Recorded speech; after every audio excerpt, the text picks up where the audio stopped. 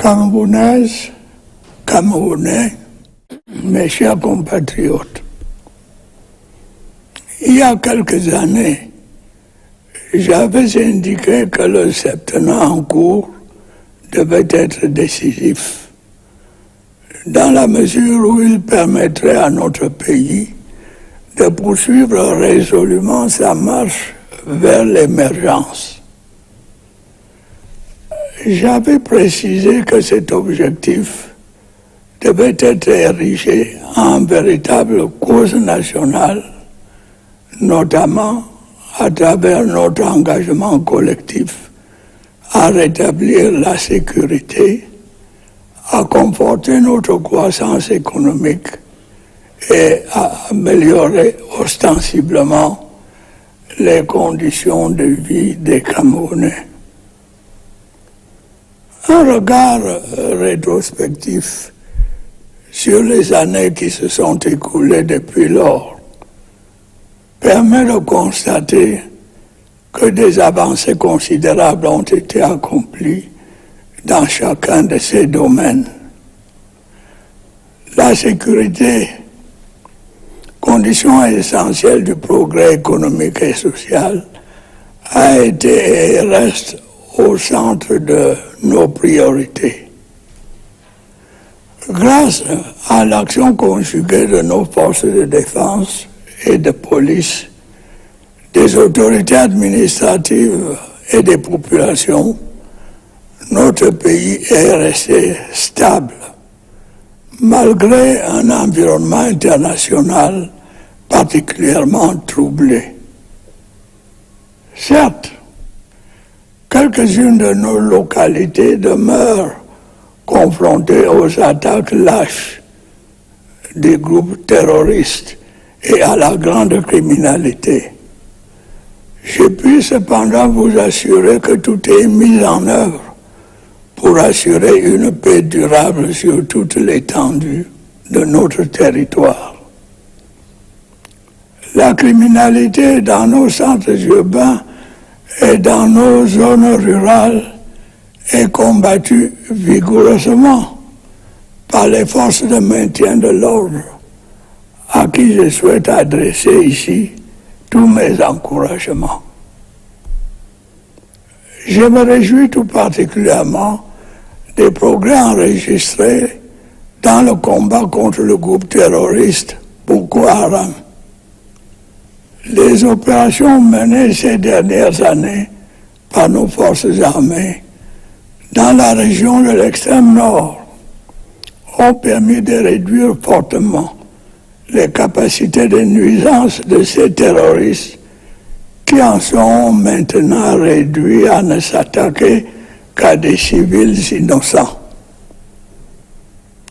J'observe par ailleurs que le processus de reconstruction des régions du nord-ouest et du sud-ouest progresse, en dépit des atrocités commises par quelques bandes armées qui continuent leurs exactions, principalement contre la population civile.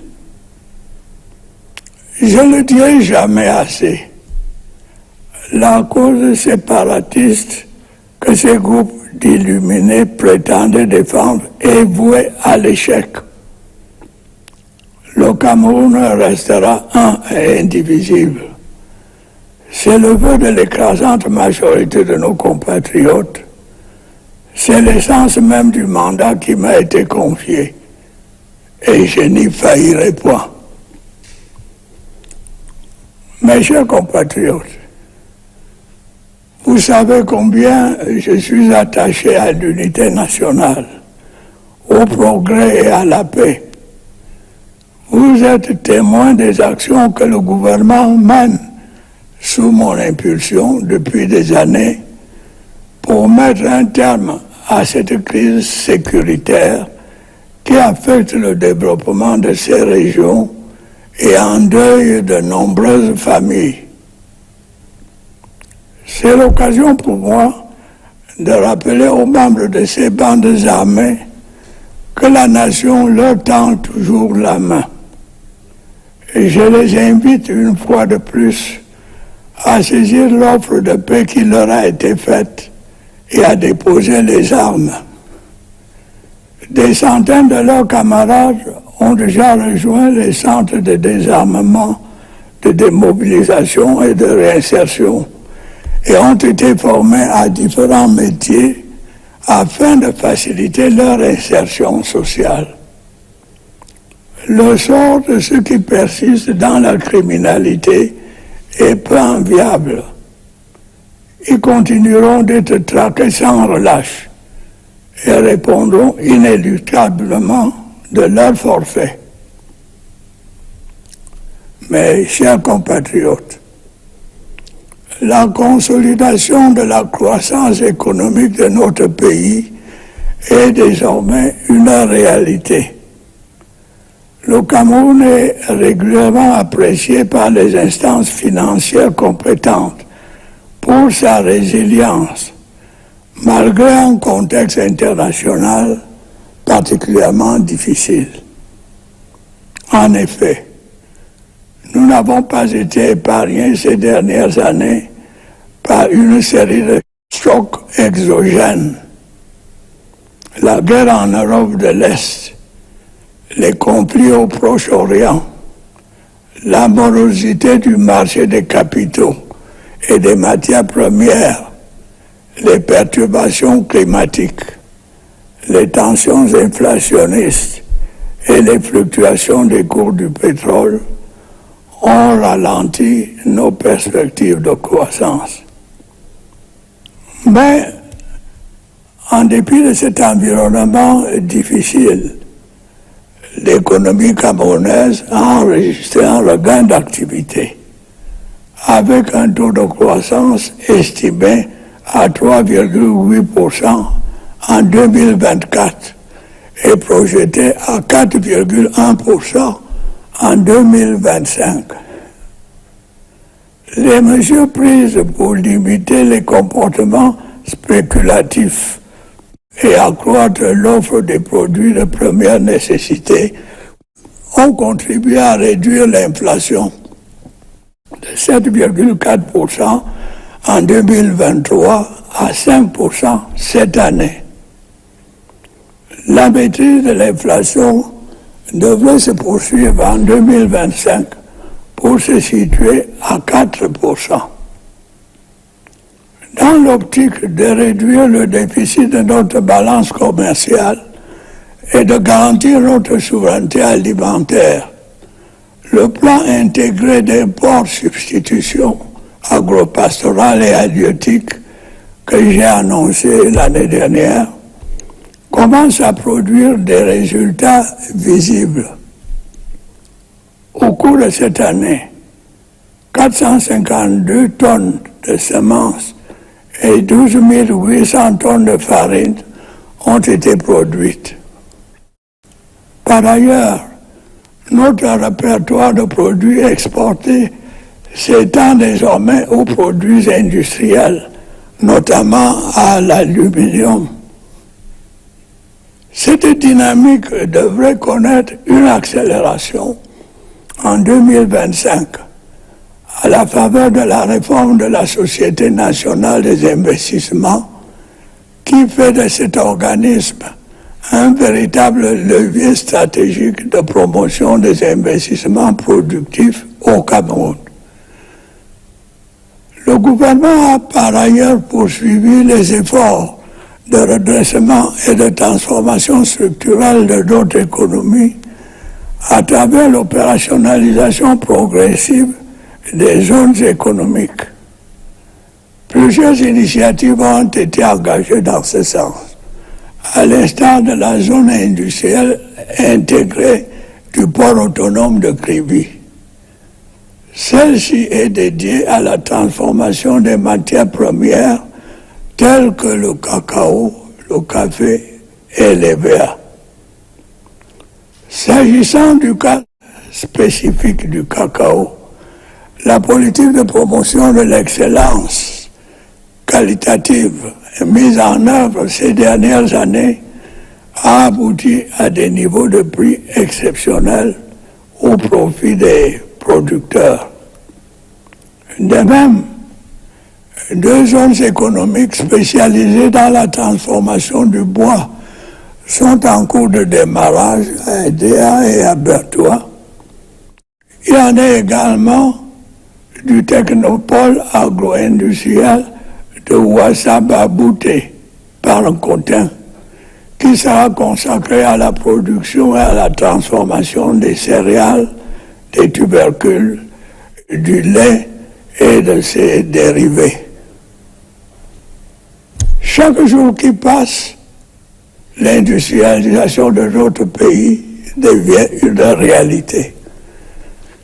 L'ouverture dans la localité de Bipanga-Kribi de la plus grande usine de production de carreaux en Afrique centrale en constitue une preuve supplémentaire, avec à la clé la création de plus de 2500 emplois directs. Le dynamisme dans le secteur industriel s'est aussi traduit par l'entrée en service d'une 6e cimenterie au Cameroun, entraînant la baisse des prix du ciment. Il est incontestable que l'essor de ce secteur constitue la clé de voûte de l'émergence économique à laquelle notre pays aspire légitimement. Les perspectives de développement du riche potentiel dont nous disposons dans le secteur minier sont elles aussi porteuses d'espoir. Le démarrage de l'exploitation des gisements de fer de Kribi-Lobé, Bipindi, Grand Zambi et Mbalam Nabeba est imminent. C'est aussi le cas de la bauxite de Mini-Matap, dont la convention d'exploitation a été signée au mois de juillet dernier. Je suis persuadé par ailleurs que la maîtrise des circuits de commercialisation de nos minerais va accroître le volume des ressources financières nécessaires à la réalisation de nos projets de développement. Mes chers compatriotes, depuis mon accession à la magistrature suprême, l'amélioration des conditions de vie des Camerounaises et des Camerounais n'a jamais cessé d'être au centre de mes préoccupations. Sous mon impulsion, des efforts significatifs ont été consentis par les pouvoirs publics afin de garantir à nos populations un accès satisfaisant aux services sociaux de base. La forte poussée démographique que connaît notre pays a certes pu relativiser l'impact de ces efforts en raison d'une demande de plus en plus croissante. C'est pourquoi le gouvernement n'a cessé, sous mon autorité, d'accorder une attention particulière à la réalisation de projets qui contribuent à rendre meilleur le quotidien de chaque citoyen. Tel est notamment le cas de la fourniture en énergie électrique, dont l'importance pour le développement des activités économiques et la vie des ménages n'est plus à démontrer. L'offre en la matière a connu une amélioration substantielle grâce à l'achèvement cette année des travaux de construction de l'usine de pied du barrage de Lompangar et à la mise en service du barrage de Nachtigal. Le volume des investissements dans ce secteur stratégique est appelé à s'accroître à la faveur de la maturation de plusieurs projets hydroélectriques et photovoltaïques. Pour ce qui est des zones rurales notamment, la 4e phase du projet d'électrification des 1000 localités par l'énergie solaire va se poursuivre. Il en est de même de la construction de 360 centrales solaires dans les unités administratives non encore électrifiées. La réalisation de ces projets et le raccordement des réseaux interconnectés sud et nord permettra à terme de réduire les délestages et de résorber la fracture énergétique entre les régions méridionales et septentrionales de notre pays. L'approvisionnement en eau potable constitue également un défi majeur que le gouvernement s'est attelé à relever ces dernières années avec une détermination louable.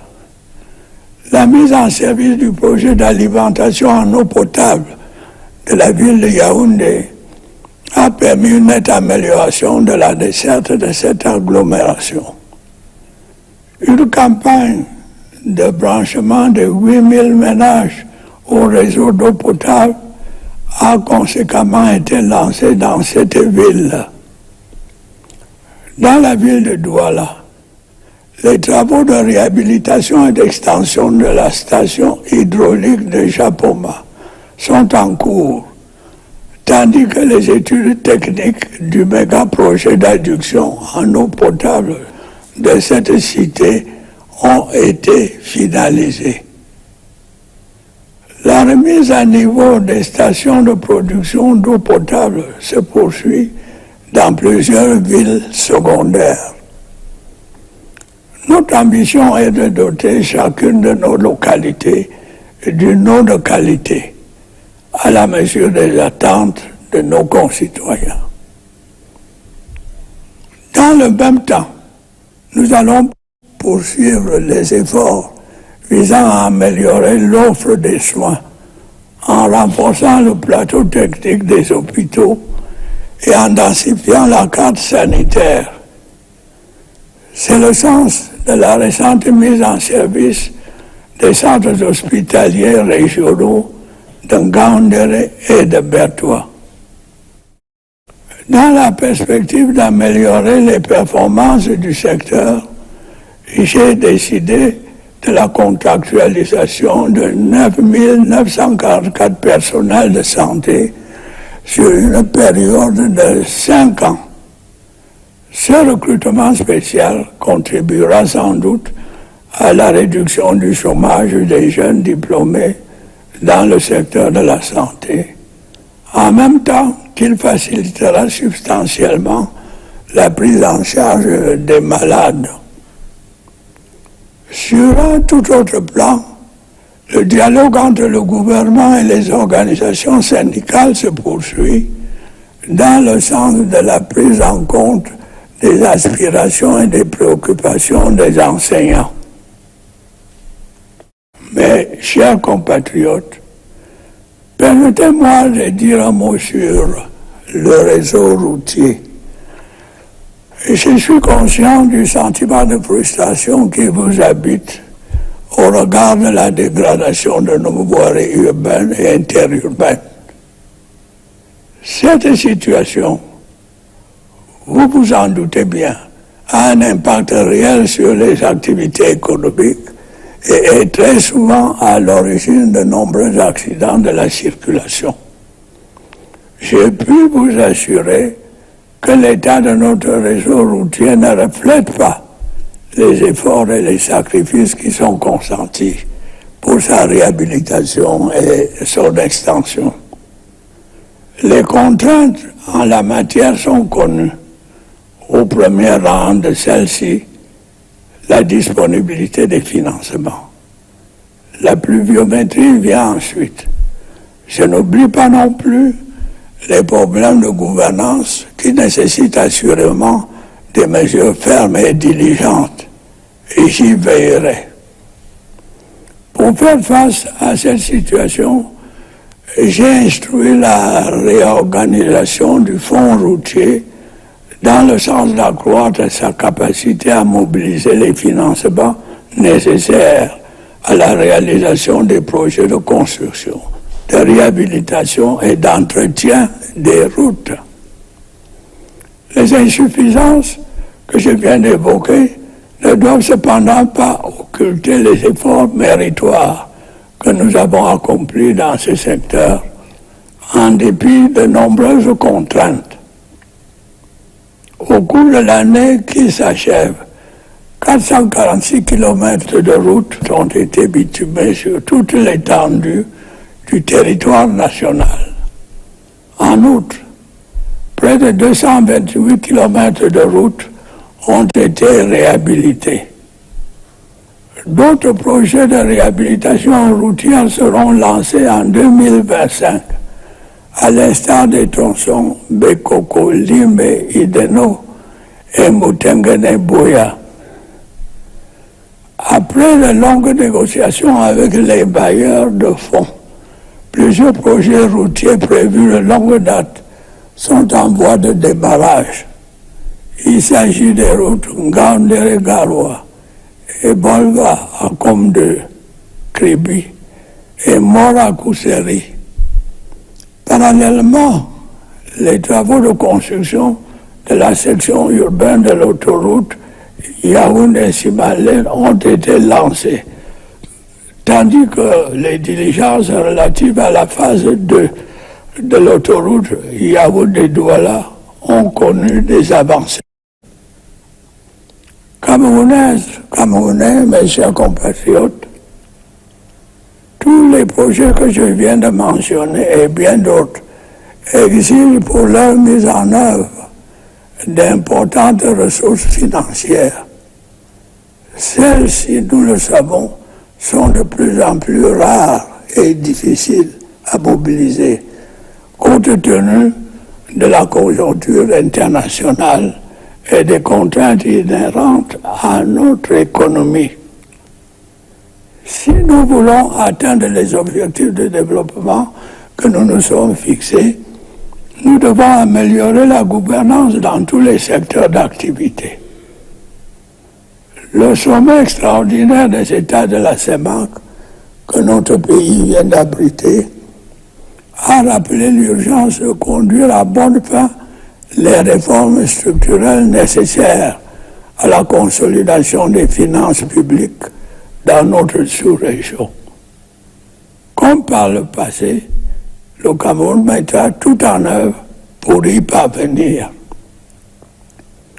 Améliorer la gouvernance, c'est aussi amplifier la lutte contre la corruption et les détournements de deniers publics. C'est garantir une sécurité juridique aux investissements privés. C'est assurer la protection de la propriété foncière où certaines dérives ont été constatées. Soyez assurés d'une chose, des sanctions appropriées seront infligées aux auteurs des infractions qui seront établies.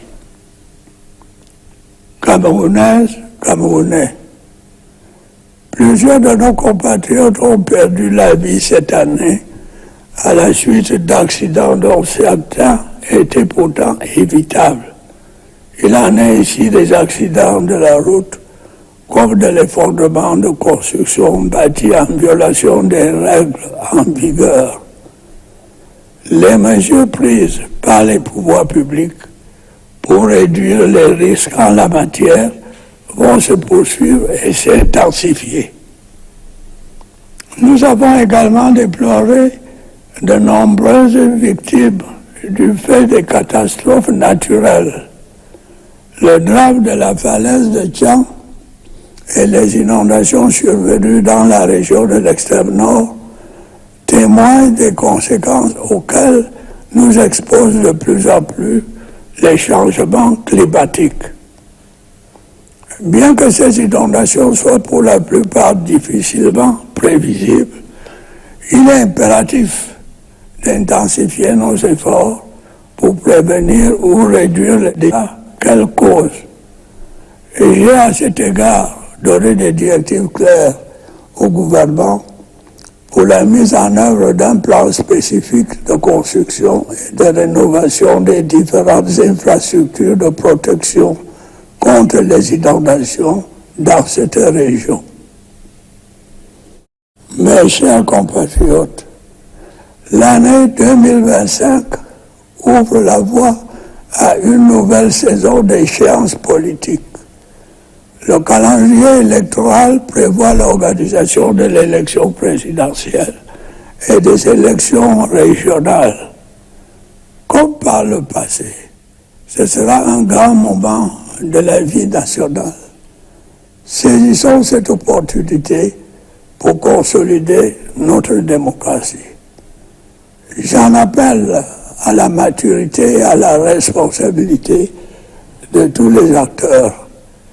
Ils devront veiller à ce que le calme règne avant, pendant et après les élections. Je suis bien conscient que certains de nos compatriotes continuent d'éprouver des difficultés pour s'inscrire sur les listes électorales en raison du défaut de carte nationale d'identité. Nombre d'entre eux se trouvent également de leur propre fait en situation de double identité. J'ai ordonné les mesures nécessaires pour faire face à cette situation qui devrait être rapidement réglée. Camerounaises, Camerounais, l'année 2025 qui commence s'annonce pleine de défis. Je ne doute pas un seul instant qu'en restant le peuple uni et soudé que nous avons toujours été, nous ne soyons en mesure de les relever. Oui, mes chers compatriotes, nous saurons ensemble, comme par le passé, transformer ces défis en opportunités. Et nous continuerons ensemble notre marche déterminée vers le progrès dans la sécurité et la paix. Je suis particulièrement sensible au soutien massif que vous avez cessé de m'apporter toutes ces années. C'est la raison pour laquelle je n'ai jamais ménagé aucun effort pour répondre à vos aspirations. Votre confiance m'honore et me sert de boussole dans l'action que je mène à la tête de notre cher et beau pays. J'ai pu vous assurer que ma détermination à vous servir demeure intacte et se renforce au quotidien face à l'ampleur des défis auxquels nous sommes confrontés. Camerounaises, Camerounais, mes chers compatriotes, le moment est maintenant venu de vous souhaiter à toutes et à tous une bonne et heureuse année 2025. Vive la République, vive le Cameroun.